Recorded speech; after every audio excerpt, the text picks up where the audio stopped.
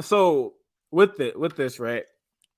I think one of the other reasons, then we'll move on to the next part. Like, I think one of the reasons why people are really talking about this is because it's all about, like you said, like in season one, polarization. People love to be polarized, right? And so, so if they have been getting fed about, hey, this is what we believe that Black Lives Matters is for. If you look on their website, there's nothing about Marxism on it. There's nothing about it's nothing about like what they stand for. Like they stand to be a political force, but nothing about Marxism, right? And I'm gonna take that as general term. I mean, whatever other information's out there, it's whatever.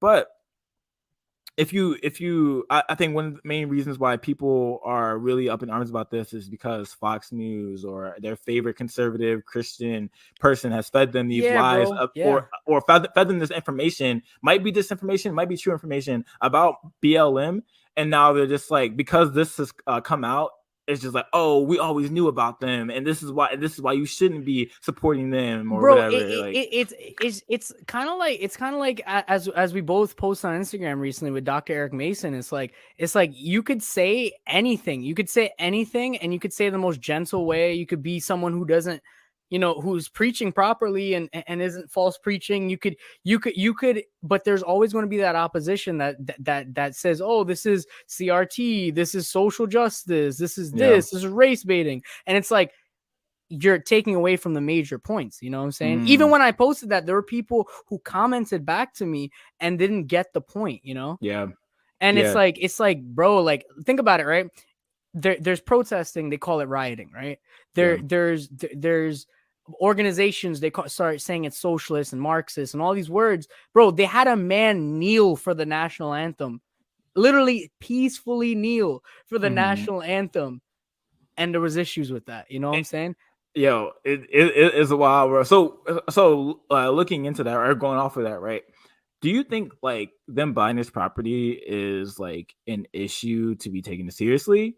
Or is there like another deep-seated reason as to like why you think, bro, there's definitely another deep-seated reason, because, bro, we get into it, bro. I'm like, honestly, son, like you got to think about it, bro. It's like people find other reasons, bro. It's like it could have, we have no understanding of what this house is for. We are speculating what it's for, why it was purchased, but that's how media works. Media wants you to argue. Media wants you to get divisive. You know what I'm saying? That's how they sell, So it's the same thing with like anytime you see anybody on social media or media, it's like it'll be a small detail and they'll make it huge, right? We might know nothing of it. It's just speculation, and speculation ends up being the highest headline, not even truth, because then you could speculate about anything. You know what I'm saying? You could literally speculate about anything and say, we think this is what is going to happen, or what it's being used, or they word it in a way that it looks like speculation,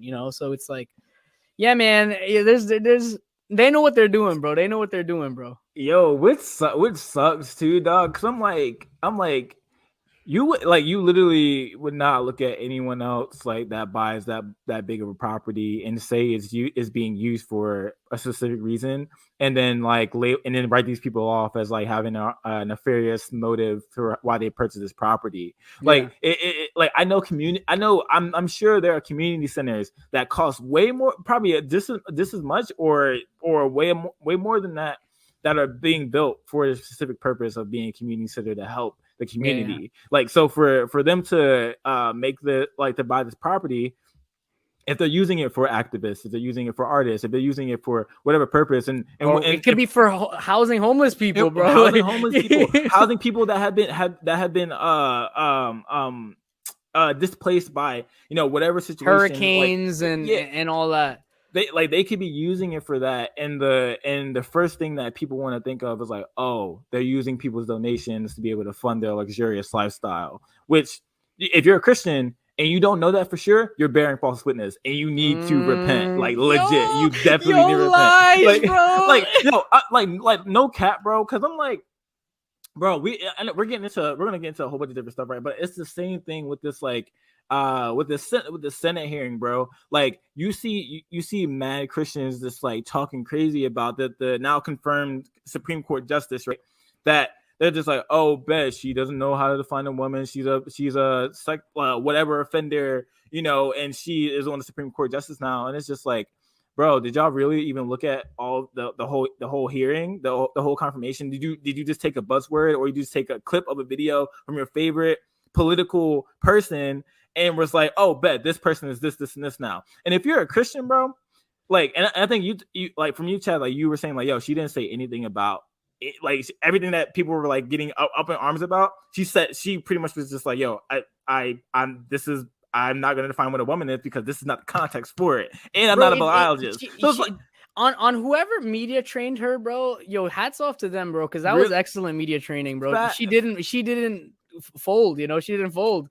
Facts. And they still try to create a headline out of it, bro. Yo, and it's crazy. And I'm just like, yo, like, I think with these people, dog, and we can get more into this tonight, and we can go into the next part. Like, I'm just like, people really think, and I think Christians, most importantly, like, Christians really think that, like, they can just, like, say whatever they want about a person, whether or not they're a believer or not. And they think they're just gonna get away with it and cover it in, like, them speaking truth and standing up from truth, when you're just being mean, you're just being a bully, and you're gonna stand before Jesus and he's gonna ask you about all the stuff you've been saying. Like, man, miss me. Yo, anyway, we moving on.